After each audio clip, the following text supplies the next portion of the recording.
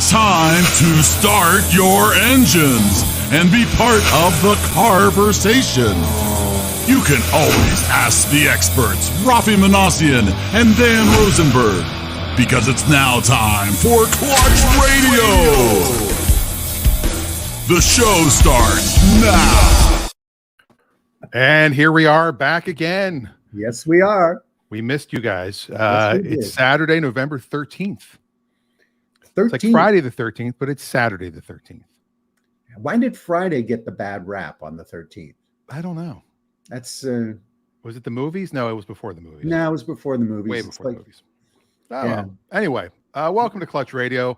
We are here every Saturday. We talk about buying, selling, trading, leasing, credits, collecting, rehabbing, whatever. refurbishing. Refurbishing. Yes. The last time our show was live was 2 weeks ago, and we had a little incident at the very end of the show. A lot of people missed that Yes, but it was very exciting. because the video was very choppy, but the sound effect was amazing. I have the injury to prove. Wow, Still. you still have a little scratch there. Yeah. Little cut. So yeah, we a window shattered on us when we were looking at an old car.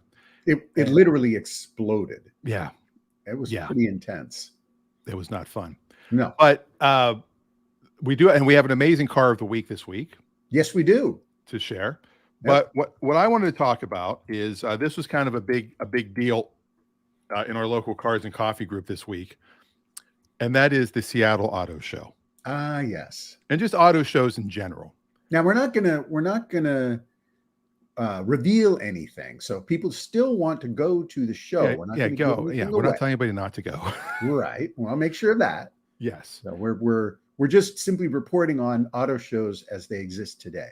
Yes, and I've been to a ton of them. I'm sure you've been to more than I have. I used to go to the LA Auto Show every year when I lived in LA. Loved it. The Seattle Auto Show I've been to maybe 2 times, maybe 3. Never overly impressed with it, only because you get spoiled by the LA Auto Show because there's Yeah. actually, big debuts, like world debuts happen at the LA Auto Show. Oh yeah. And I was there as just a fan the first time I ever went, which was in the early 90s. And then I was there as an entrepreneur when I was thinking of starting an electric used car dealership, and there were no electric cars yet. So that was kind of hard to do. Like, there was the Zap that was out, that 3-wheeler, and they were there. And I was just checking things out. And then I was there as a car salesman because I worked for Felix Chevrolet, and we were right down the street from the convention center. Felix. And Radio. we used to get cars. We used to get cars. They had special edition. They'd have a car they used for the test drives, and sometimes they'd bring it back up to our dealership and it would end up in our inventory. We'd sell it with a sticker on the side, LA Car Show exclusive. Yeah, ridiculous. But the most fun I had is I went as a journalist twice, and that was, and I would say journalist, not journalist, media. I did my car show from the LA Auto Show 2, maybe 3 times down in LA. That was always fun because you got sometimes some exclusive looks at things you weren't supposed to see, and you got in a day early before the public. You got to go to press conferences. Those were always fun. Probably the most embarrassing thing I ever had happen was I was interviewing a guy from Hyundai, and I was saying how I love the new designs, and the old designs just seemed like they were copying off of people, and these new designs are amazing. And he's like, well, thank you, I'm the head designer. I'm like, oh, I should have known that. It was a guy that came over from BMW, I think. Yeah. And you got to know who you're talking to. That does help. And that's the difference between journalism and media reporting is journalists will generally do a little bit more research before they start talking. Yeah. But the auto show historically has been around for a long time. But after the Second World War in the 50s, General Motors really put the auto show on the map with the General Motors Autorama and the Motorama. Ooh, the Ramas. These were the General Motors Motorama were top level shows with big pageantry and great things happening and multiple automobiles debuting. And this was a great way to show people the new stuff that's coming along. And General Motors literally built buses and transport vehicles and just paraded across America with these things, and then put them at various shows to get the publicity that they felt these new models deserved. And boy, they created a lot of action, activity, and interest. And over the course of the 70s, 80s, and into the 90s, car shows, physical car shows, peaked. But today, the big debut auto shows are kind of running out of steam because so many people no longer make their decision based on seeing the car at an auto show.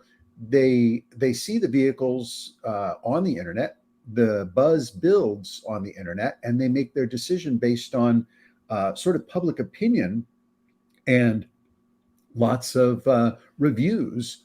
So the cost of these auto shows is very, very high. So a lot of car makers are stepping away from that and no longer investing in the transport of vehicles and the staffing and the exhibit space because it can be costly.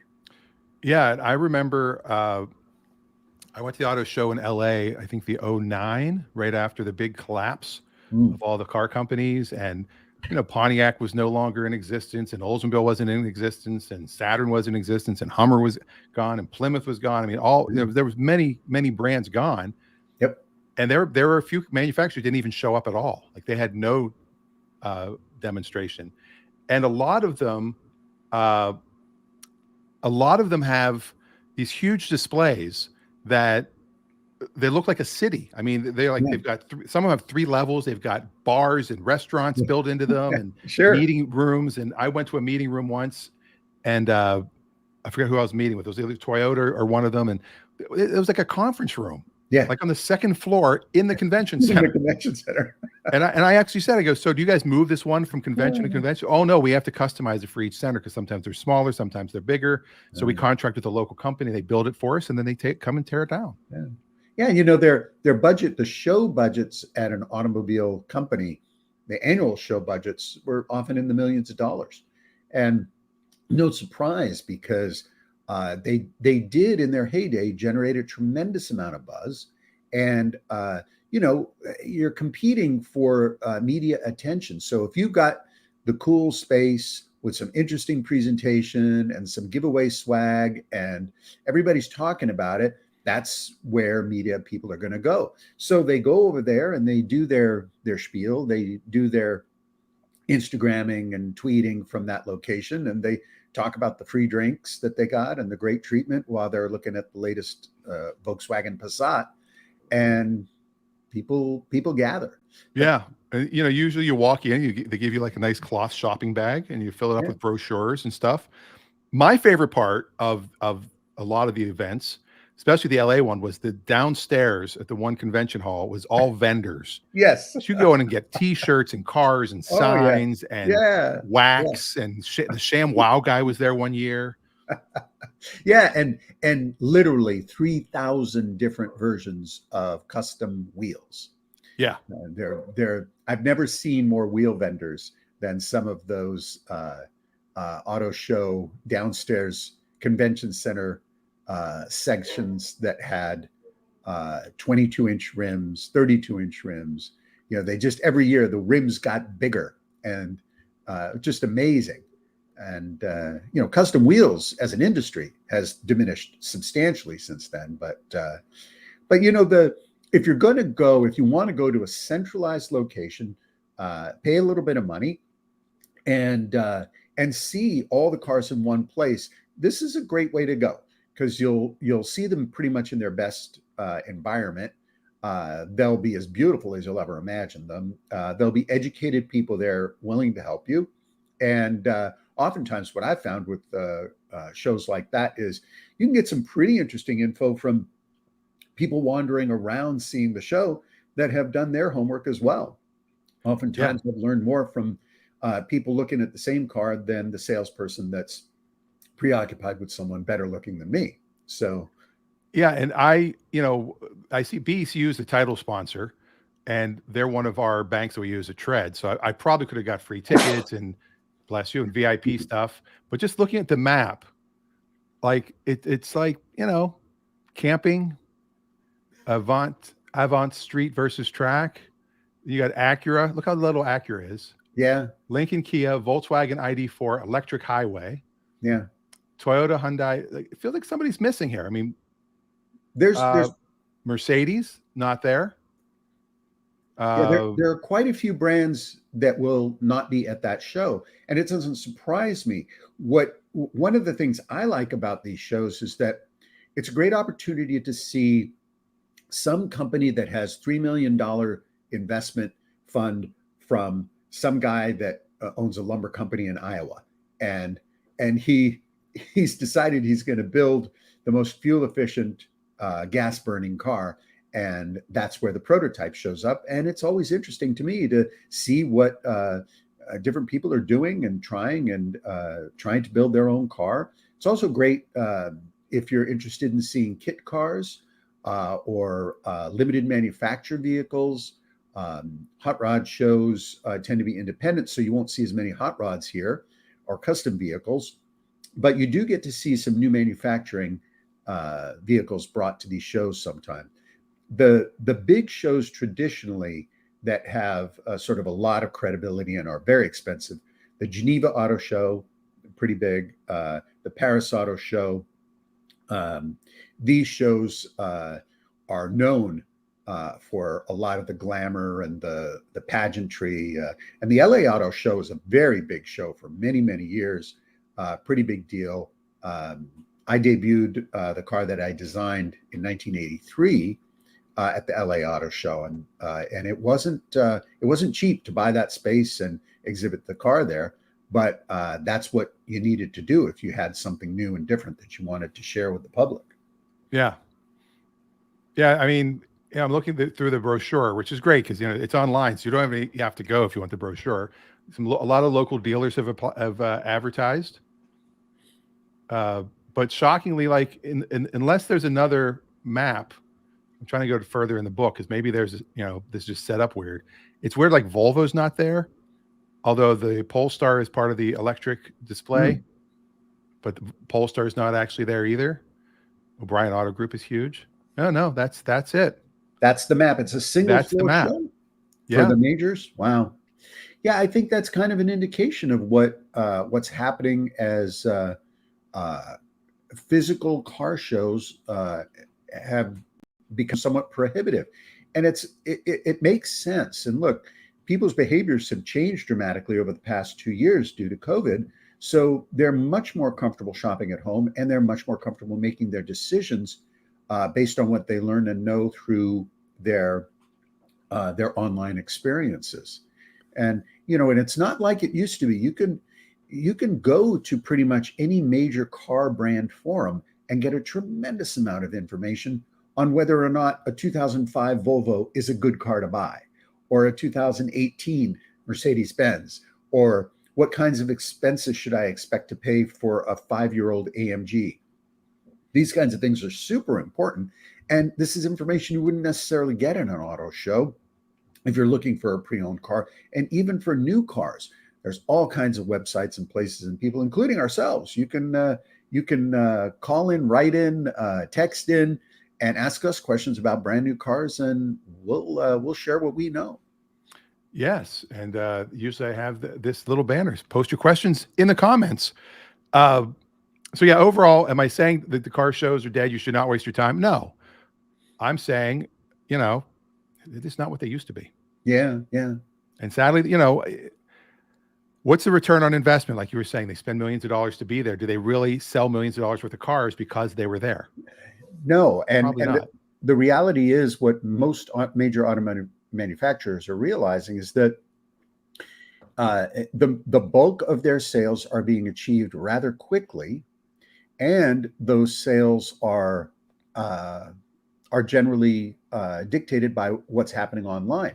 And I think another element is also at play here, because we have to remember that manufacturers have had some difficulty getting inventory. So with the chip shortage, they may not see the value in pushing inventory that isn't there. Yeah, it just makes So, people more upset. yeah.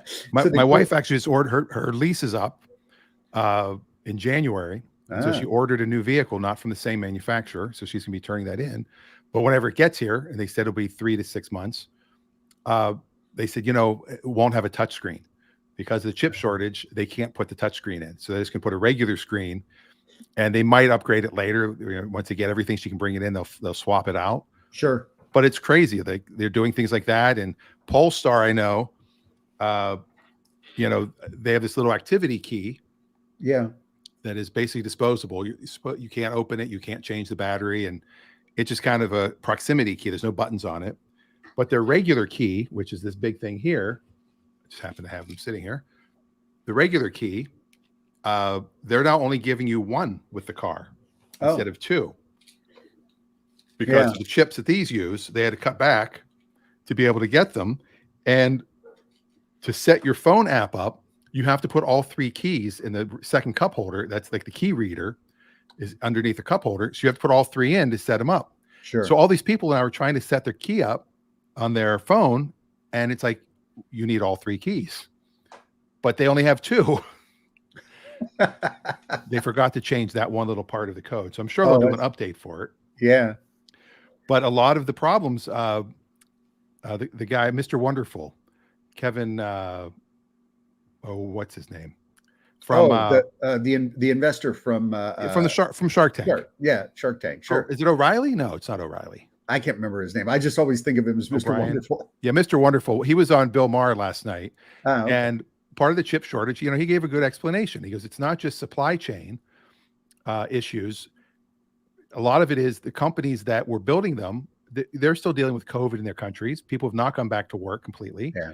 And a lot of orders were canceled, which is what I was saying too, that put some companies out of business. Yeah. I mean, the car manufacturers almost screwed themselves by trying to be proactive, and they canceled their orders for all their 2021 cars, thinking they wouldn't have anybody interested in them. Wow. Oh, Kevin O'Leary. Thank you, Ray. Ray, by the way, did send a picture of a vehicle. This is not we have a very special car of the week we'll talk about because we were in it last week. So if that gives a clue. But now I did not watch the auction this week, and I do remember seeing this car on the list. Let me see if I can pull this up.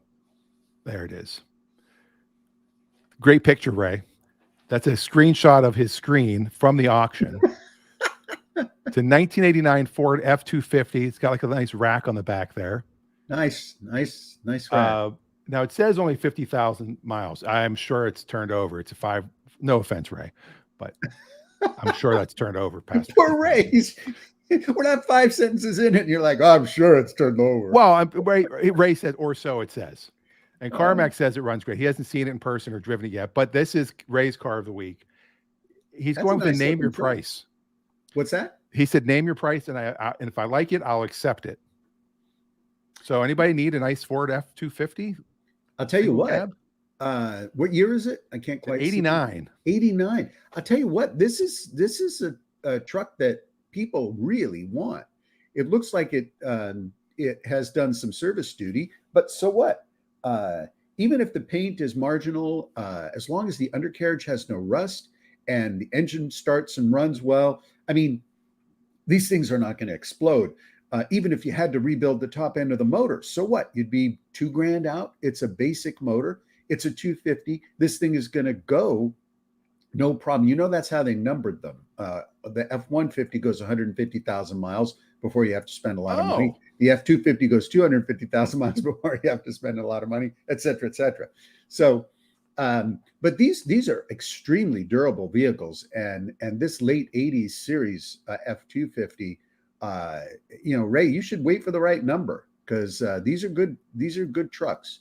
People want them. In fact, you might want to do more broader public advertising with this because you could get some serious dough for it. Well, my worry, Ray, is that you haven't picked it up yet, and if it's still sitting down at is it still sitting down there at CarMax? Because if it's still sitting there, it might have been stolen already. Because if it's out in the parking lot. Well, Now, Ray, this is a 5.8 liter. Yeah, It is rear-wheel drive. It's not four-wheel drive. it doesn't matter though. Most work trucks for construction, things like that, they generally are two-wheel drive because they get better fuel economy, and you don't necessarily need four-wheel drive unless you have a work truck that's doing like highway duty or has a lot of raw construction work going on. But these are vehicles that, plumbers, pool maintenance people, HVAC folks, uh, small business owners. These are great vehicles because the lease purchase, very, very effective for independent business owners, and they're great, super durable vehicles that will go mile after mile after mile after mile, and Yes. very inexpensive to maintain. Brakes, tires, all that stuff. Very, very utility oriented. Yeah, I pulled the Carfax on it, Ray, just so we know. It's an Idaho car. It's from Coeur d'Alene. There you Came go. over from Idaho. And yes, it is 150 something because back in 08, it had the oil change done at the Dealer Alternative. What a great name for a car play, the Dealer Alternative. Dealer Alternative. And it had 141 on the ticker back then. There you go. It probably is 150, or it could be Yeah. two. It is an F-250. It could be There you 250. go. But either way, it's going to be a great deal for somebody because it's not your daily driver. It's, I don't know what you paid for it, Ray, but I will put my hat in at $750 right now. $750. There you Triple go. the 250. You can text me what you paid for it if you want. He's going to send it to you detailed, which might cost a lot of money. Jake wants to know who rebuilds a motor for 2K. Oh, you'd be surprised. You'd be surprised. Now, I didn't say the entire motor, Jake. I said the top end, because the bottom end on a 5.8 V8 isn't necessarily going to go bad, assuming that you've been doing general driving duty with it. We're not talking about a race motor or a motor where you're, really hammering that thing and the revs are climbing quickly. This is an engine that is doing low RPMs. Torque matters more. So what's more likely to go bad is the top end of the motor, just for general wear. So you can have the top end of your motor done for 2K, absolutely. That's still fairly reasonable. But if you know what you're doing, you can do it yourself for a lot less. You can do it yourself for a lot less, including a carburetor rebuild. You don't have to. Take the car to a shop to rebuild the carburetor. Now, this vehicle has fuel injection, which is great because fuel injection requires very little maintenance because most of it is a sealed system. So there's a lot of things you can do. And if that truck has air conditioning, that would also be another plus as well. But a lot of these mechanical systems and components on cars, you can take them off pretty easily yourself, take it to a shop and have them rebuild it and then reinstall it yourself. Again, not very difficult to do.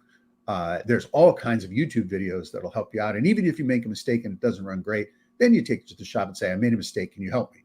And, you learn something along the way, and you save a little money. Now, Ray sent me another picture too. This is not of the truck. This is guess where Ray is. So we might as well play this game real quick too. All right. What do we got here? Let's see. I see mountains. I see a deck. Looks like commercial buildings in the far side, but it could be a Ray's hotel. in Denver, Colorado. You think that's Denver, Colorado? That's my guess. I think it's Reno. It's not Vegas. It's too small for Vegas. It could be a corner of Vegas. Although mountains that well, yeah, I guess you could. I'm going with Denver. I'm going to go with Reno. All right. Reno. Yeah. That might be cheating though, because I know he goes there sometimes. All right. So you can put your guesses in there if anybody else wants to guess before Ray tells us where he is. You never know. You never know what's going to happen on this show. He is in Reno. Look at that. But I knew he goes there, so I kind of. All right, you got me there. So while Ray's in Reno, that actually brings up a really good point about not that many years ago. One of the pioneers of classic car collecting was Bill Harrah. And Bill Harrah ran the Harrah's casinos in Reno. And he was a big time car collector. And one of the earliest people to invest a tremendous amount of money restoring old cars, which is something he did with his dedicated staff and facilities at his a portion of his Reno collection. At the peak of his collection, he had over 1,500 cars, all housed at his the locations, and they were all on display, lined up beautifully finished, entirely fabulous automobiles, until he passed away. And the group, the Harris Group, that owned all of that, decided they would liquidate a portion of the collection. And so they had 3 major auctions in the early 80s and liquidated many of those cars. And there were cars that Bill had bought, Ford Torinos with 14 miles. Wow. Studebakers, 1966 Studebakers, 23.6 miles. Wonder if we can break any of the windows in those. Yeah. And these cars were immaculate. Now, you get a 60s car rolling up the auction block in the early 80s. It's only a 20-year-old car. But people were paying big time money for these cars at that time. A Mustang might have been $3,000. People were paying double the price for these low mileage cars during this big auction. And I went and I bought 4 cars there, including one point I went with my father, and we both were separated. And I was over here at one of the auction. He was over there. And we both knew that we were going to bid on this one car coming up. Oh, no. Yeah. Oh, So, no. so the auction starts. I'm bidding. And then I see somebody else over there. He's bidding. I'm bidding. He's bidding. And before you know it, the auctioneer, thank goodness, knew both of us and said, wait a minute, stop this auction. Hold on. I've got father bidding against son. And he goes, which one of you is going to stand down? And so my dad said, let the kid buy it. Now they should have backed up all your bids. Yeah, but whatever. It was only I paid $4,200 for a Citroen, which was a really, really cool car. And actually, no surprise, it's a great segue into my later segment on our old school. So all right. Well, I do like the idea of 2 people bidding against each other at an auction. And I think that may have to be an episode of the sitcom right there. There you go. Do you want to do old school first? Or do you want to do our car of the week? Let's do car of the week, and then I'll go old school. All right. Let me just move a few things around here and wait till you see this.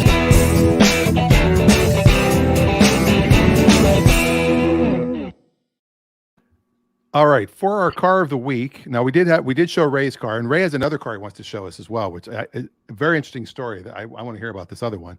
But the car we drove in 2 weeks ago, yeah, if you remember, was that beautiful 2002 Audi Allroad, and it is up on Bring a Trailer.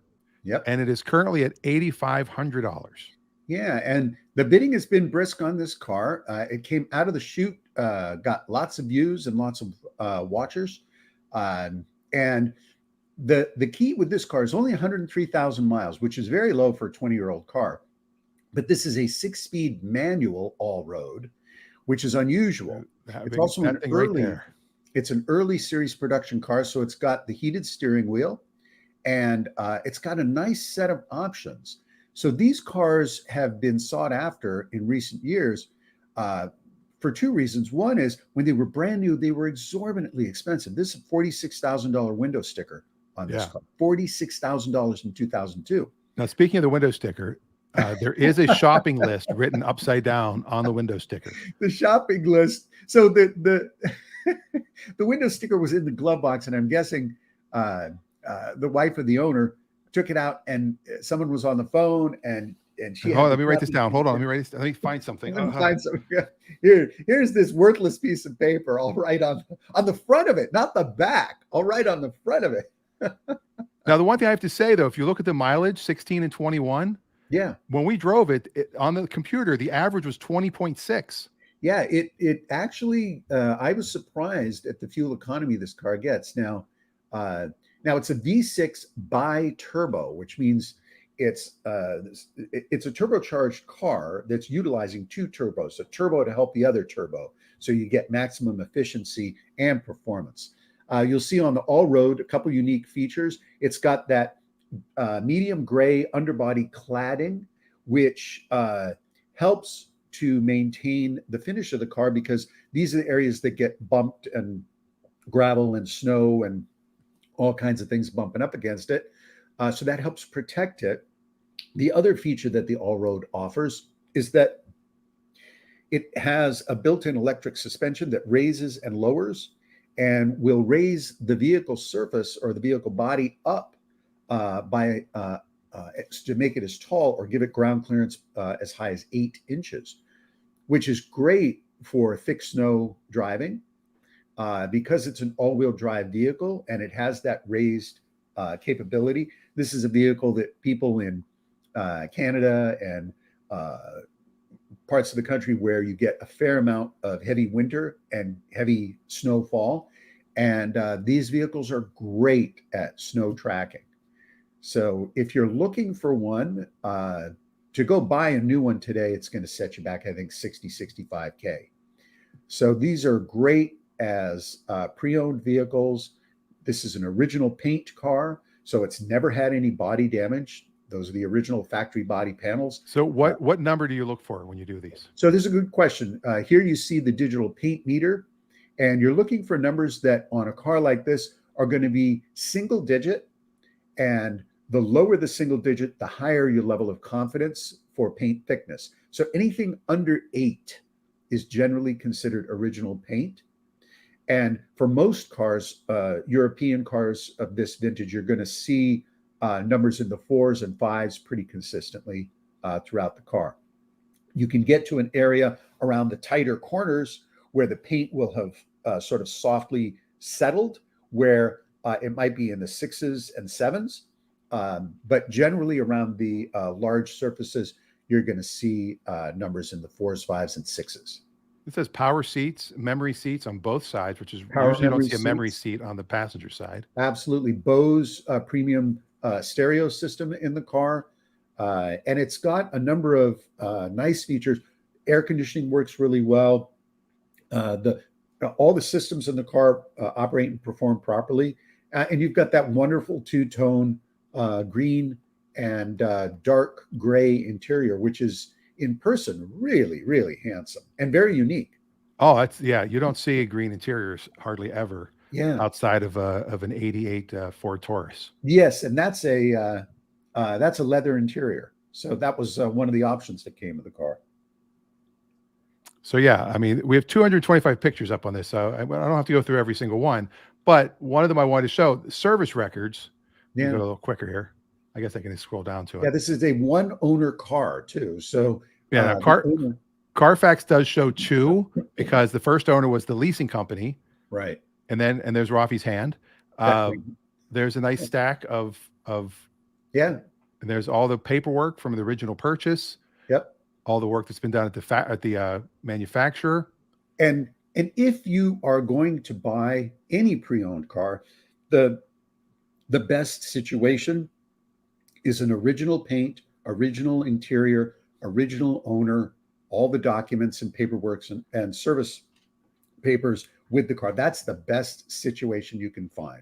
And that's what, when I work with owners, when Dan and I are looking at cars, this is what we get most excited about, is vehicles that have been very well maintained, because we don't have to do a lot of selling. They sell themselves. Yeah. I mean, this Quality Auto Service, I didn't even know they were around. I don't think they were around since I lived here. I don't think they are. That's the one that's down by the ferry. Oh, is it? Yeah. Oh, that's okay. I mean, you got the original jack. You've got 2 keys, and bonus paint that was never used. That's right. He like ordered. Let me just get some extra touch up in case I ever need it. Paint chips, which is the base coat and the clear coat. So you've got both. So it's at 8,500. East Bay Phil is the higher bidder right now. 4 days, 4 hours, and 12 minutes. Right. I mean, 18 minutes remaining. And we have a potential buyer coming to see the vehicle today. So somebody who's interested in bidding, coming across the ferry to see it later today. There you go. Yeah, and it's a handsome looking car. Wouldn't you say that's a good looking car, Dan? That's a gorgeous car. There you go. I'd even go above handsome. I would say gorgeous. Yeah, as wagons go, I think that and the Volvo V70, I think those are some of the best looking wagons built. Yeah. And this is before Audi had any of their Q series, any of the, I believe the Q7, well, it might have already come out. The Q5 might have come out. 2005, I think. Oh, was that late? Okay. Well, there you go. So if Rob's listening, he'll correct me because I believe he owns one. Now, one last picture from Ray, and then we'll go to old school. All right. So Ray shared this picture, and this is another one that he grabbed at the auction the other day. And I guess what we'll do some questions of Raffi. Uh-oh. Well, you can obviously identify it as soon as you see it. Oh, sure. That's a Miata. Do you know the year? Can you guess how many miles are on it? And can you, I don't want to say what he paid for it, so I won't. I'm going to say that's a 98 or 9. All right. You're correct. It's a 99. Okay. And I'm going to say that has, I think it's a 99. I'm going to say that, well, it can only go one of two ways. It looks to me like it's been a fairly well-maintained car, but that is a red non-metallic paint, so it could have been painted at some point. It could have received. And it's got aftermarket hubcaps on it. Those are not the correct wheels. That's another indication that the top looks like it's probably in decent condition. I'm going to say this has 116,000 miles. 200,000 miles. 200. Now, 200 is not a lot of miles for a car that's 1999. I mean, that's only 10,000 miles a year, basically. Am I doing the math right? Maybe. Yeah. So give or take. So that's not a lot of miles to put on a car. And for a Miata, while it sounds like a lot of miles, again, this is a very basic 4-cylinder car that if it has been driven properly and not hammered, then it's probably still got plenty of miles left in it. All right. It certainly looks good, and it probably will clean up real well. And I think Ray could probably double or triple his money on it, depending on. I think he'll triple his money based on what he told me he paid. Okay, there you go. I won't share it because somebody might want to buy it, and sure, I don't want to give away every secret. Listen, these are great cars. If ever you felt like you wanted a convertible, and it's a 5-speed, so that's great. They sold a lot of automatics in these cars, but the 5-speed is certainly the more desirable. But if you ever wanted a convertible just because you wanted a convertible and you said, you know what, I'm tired of the winter, it's April, I'm buying a convertible, god darn it, and you go out and you can buy a nice pre-owned Mazda for $5,000 to $7,000, and at the end of the summer, if you've had your fun and you decide to put it away and keep it, you can certainly do that. Or you can go and sell it the next year and get $5,000 to $7,000 for it. Yeah, exactly. So good luck, Ray, on selling that one when you get back from Reno. And I hope Miata wasn't your old school for today. No. I think we did Miata before. We did, and they're great little cars, especially the early series pop-up headlight cars, which are getting harder to find. I helped a buddy sell a first series Mazda Miata, blue, original paint, 80,000 miles. It was the third owner, and boy, there was a lot of attention. It sold for $11,000. Wow. Well, yeah. Ray said he'll take between $5,000 and $7,000. That's a big range, Ray. So I wouldn't offer 7 then. I would offer 5 if I Ray, I think you could find 5 for that car all day long. There's no doubt in my mind there. My guess is if you put it out at 5,900, all said and done, I think you'd attract a lot of attention and get a buyer within a week. 59,999. 999. All right, and now let's go back in time and let's see what Raffi has for today's old school.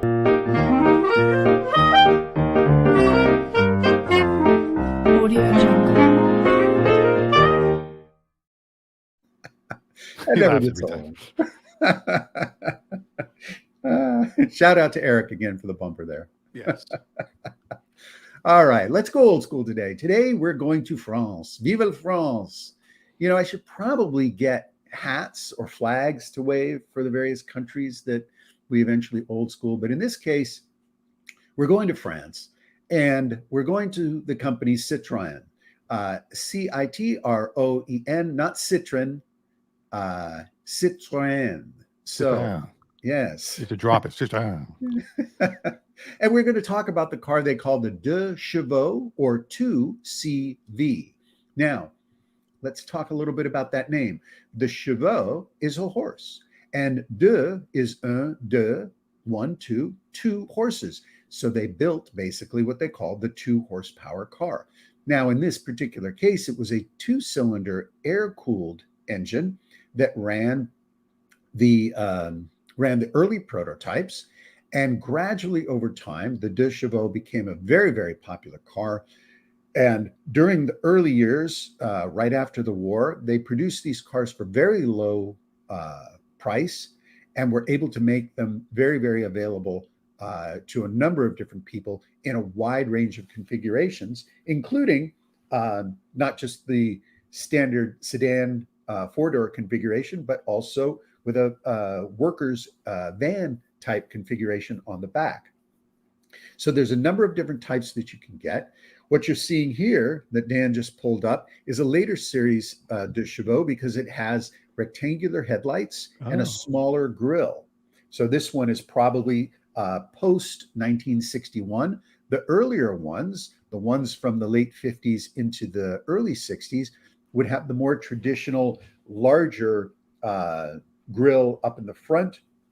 But either car, they're very, very fun, very, very easy to work on, extremely utilitarian, and they're a tremendous amount of fun, and they have a lot of really interesting features, which many people don't realize, including, as you can see in this photo, a sunroof with a retractable canvas roof that goes all the way back.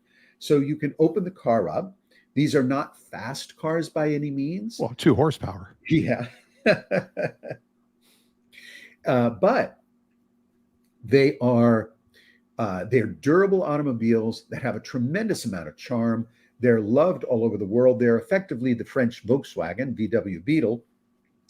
And many people put these cars at a level with the Mini Cooper, with the Beetle, with other cars of this type that were made in large volume for low cost, and that benefits people today who are looking for an unusual or unique vehicle, because today they're not very expensive. You can buy literally one of the most beautifully finished ones that you can find for about $20,000 to $25,000. You can buy a good used one for $10,000 to $15,000, and you can buy one that needs work and do all the work yourself, and probably end up spending about $7,500 to $10,000 on the car yourself. Everything is very easy to get because a lot of these parts are made available by lots of different companies. But as we always recommend, for low price cars, buy the nicest one you can afford, one that is in the best possible condition, doesn't have any rust, and has a nice interior. Remember that interior can be one of the more expensive things to replace in a car. So if the interior is in nice condition, you don't have to worry about replacing or spending a lot of money on that. The exterior stuff, the paint, the bodywork, those kinds of things, a little bit less costly to do if you're going to do some of that work yourself. Mechanical stuff, also very simple to do. These came with a wide range of engines, the earlier 400cc all the way up to the 600cc engines, which give you a little bit more horsepower. And of course, Deux Chevaux, it's the 2-cylinder, not necessarily the horsepower. So you're getting somewhere between 15 and 25 horsepower out of these engines. And that is the Citroën Deux Chevaux. Very, very nice. Yeah. Now, the logo for this particular company is very similar to the logo for my company. Yes, it is. And they actually have a lawsuit happening, Yes, that is correct. and it looks like in some parts of the world they are winning. Well, and this is what's interesting. The the chevrons for Citroen are very well known for their shape and their orientation. And Polestar is claiming that the shape is different, theirs being shorter and tighter, but the orientation is different. So their claims are that it does not infringe because while it does use very similar shape, the orientation is very different. And the I'm curious to hear, although I haven't seen any of the legal declarations to support the arguments, but I would be very interested to see what their claims are from Polestar and Citroen, because the two logos, when I first saw the Polestar logo, the first thing I thought of was two considerations. One was the Continental, the Lincoln Continental emblem, but of course the Citroen one. For most people in the United States, the Citroen logo wouldn't make any kind of significant imprint from brand recognition, but in Europe, it's quite substantial. Yes, and the amazing thing is the Chinese are very well known for stealing trademarks in their vehicles. Take a look at some of these. Yes. Very, very obvious. Very obvious. Yes. Extremely obvious. Kind of obvious. Yeah. Yep. I mean, come on. Yeah. And the argument culturally from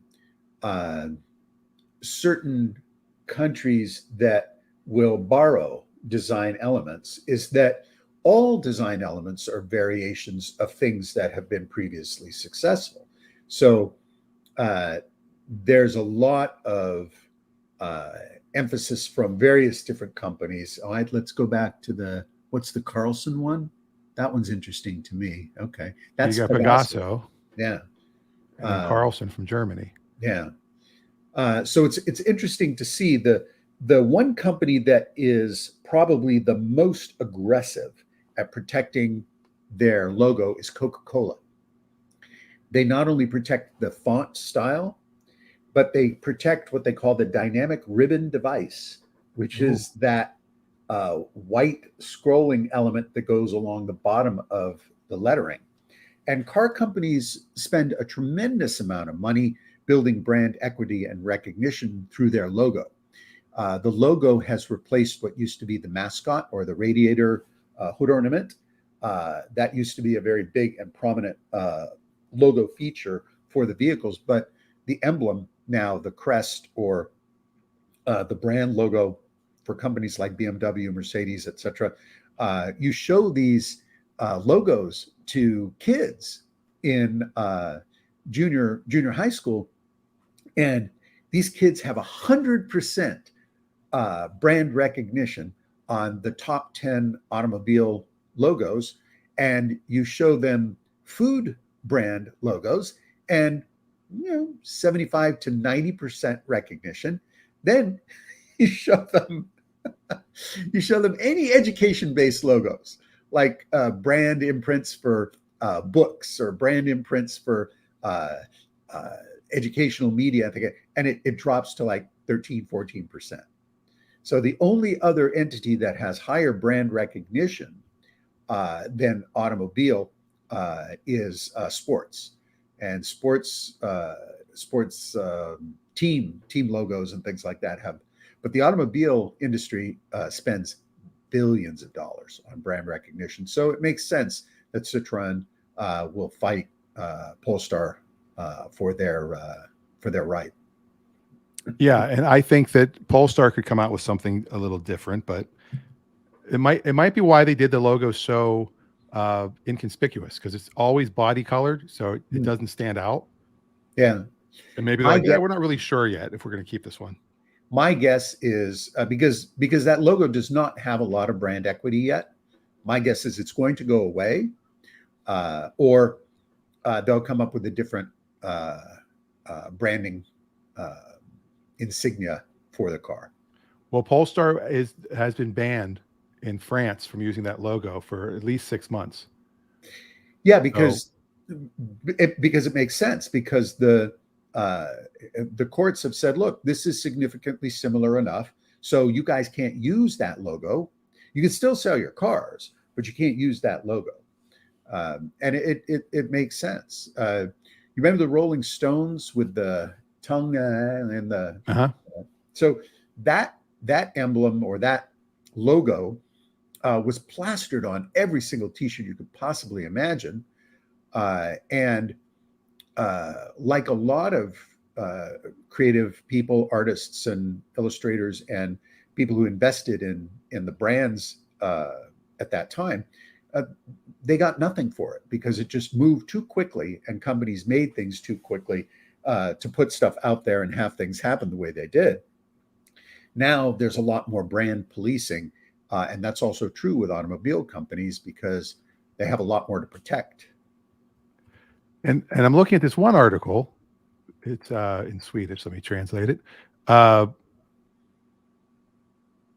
So there, a lot of people are saying, but wait a minute, they don't use, theirs is now rounded like bananas. They don't use the sharp points anymore on their cars. Doesn't matter. And I'm not sure what this one is. If this was a potential Polestar, because it looks like a PS. I think it doesn't matter because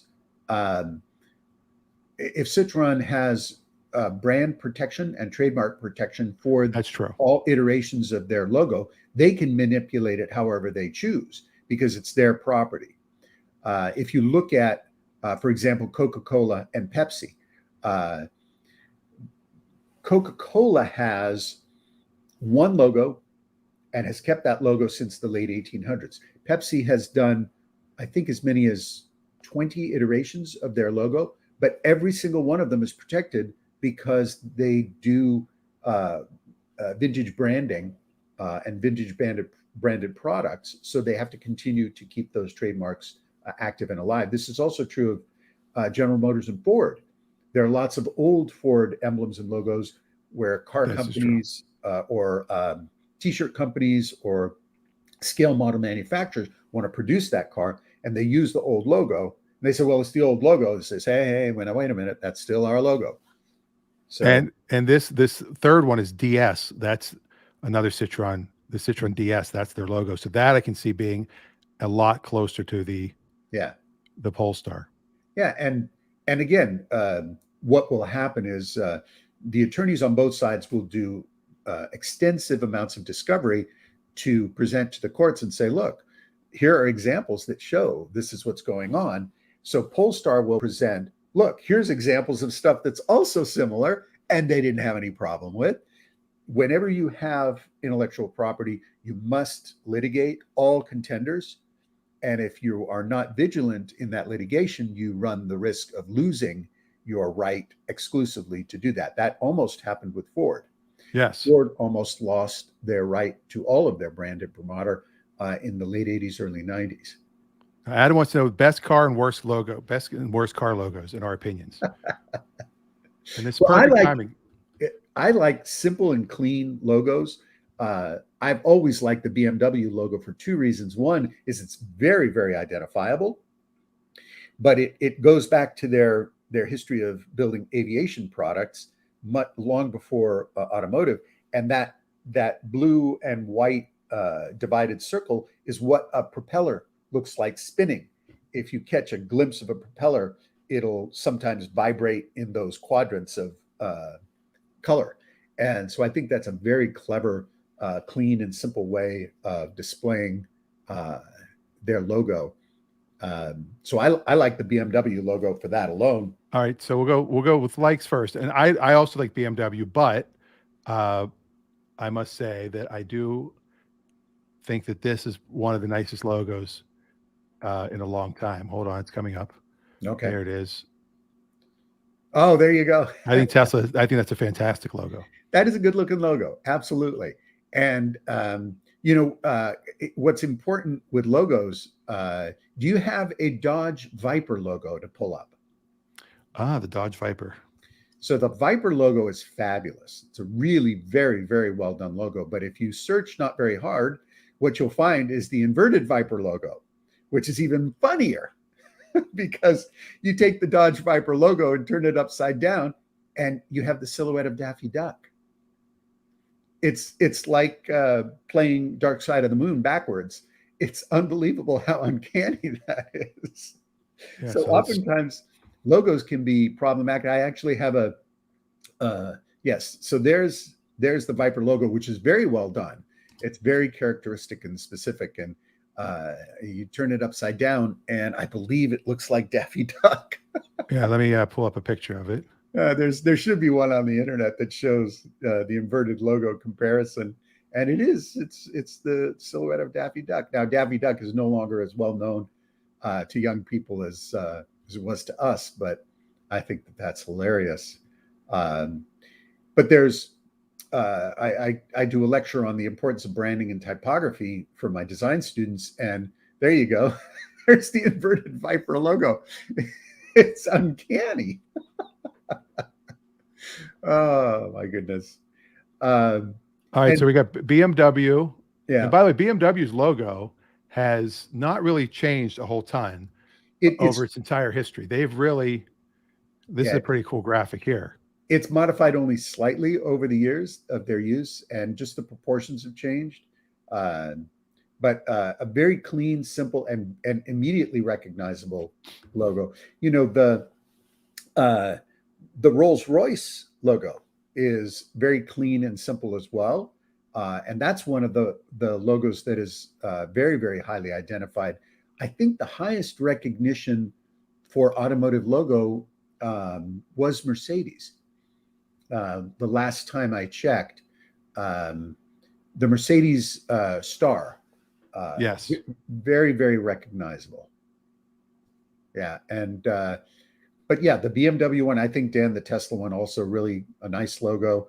You know, I like a lot of vintage logos, vintage automotive script, and the old back painted plastic molded emblems.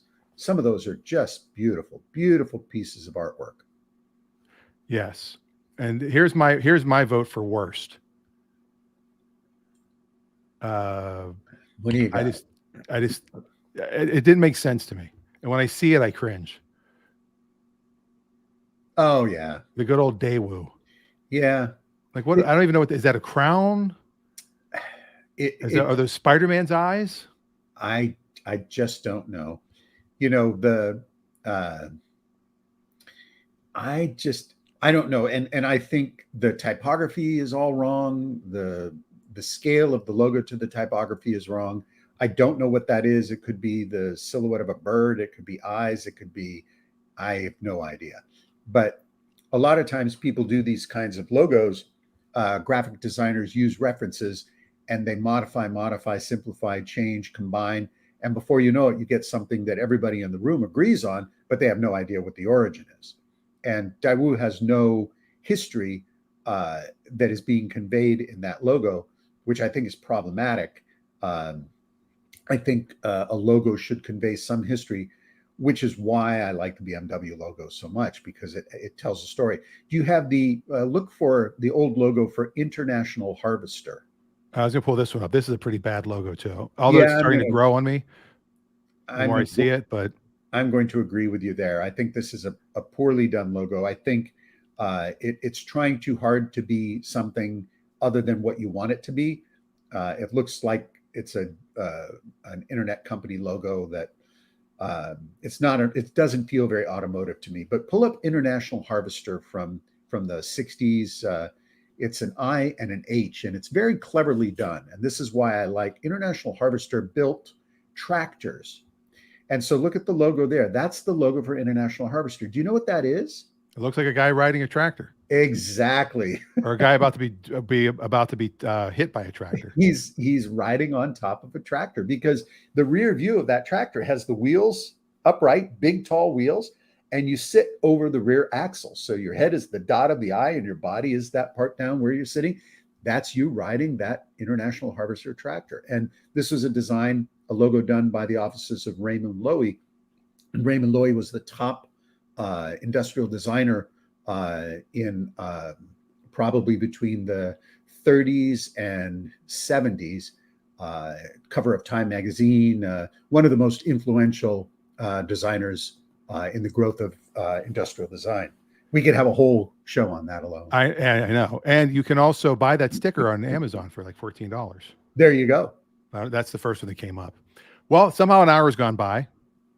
I don't know how that happened, but we'll be back next week. Yes, we will. We'll have some stories about the final price of the Audi, which we're going to go look at right now and show to a potential buyer. Yep.